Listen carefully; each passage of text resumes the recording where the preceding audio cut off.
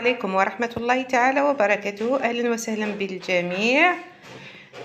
حبيت نتقاسم مع حبيباتي وصديقاتي وإخواني فطور الصباح. هاي ليكم كما راكم تشوفوا هنايا. هذا في الحقيقة حتى بديت ناكل بعد فكرت قلت خليني نتقاسم معاهم. هذا هنايا معجون تاع الكرموس، هذا الحبيبات تاعو راكم تشوفوا.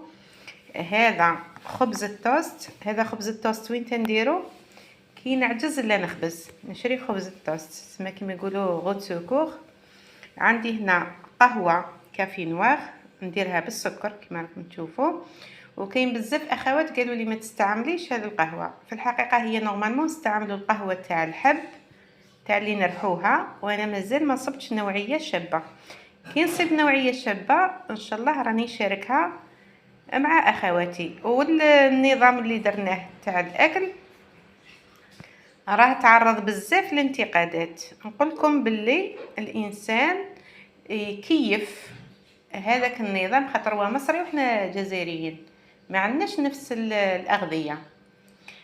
كيما مثلا حطيت كسكس القمح الكامل، كاين اللي قالوا لي باللي من ممنوع. علاه ممنوع؟ مادام السميد تاع القمح الكامل احنا رانا رايحين نخدموا به كسكس. هذا واش كاين.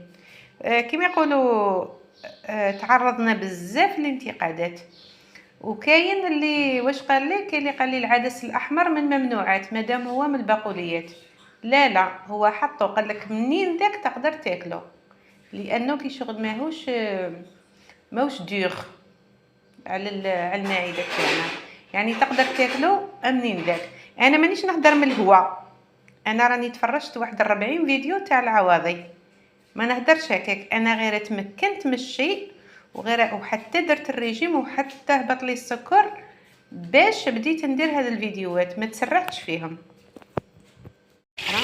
هنايا الماء كيسيل بارد صافي بروفيتينا من الخزين باش نعمرو منه.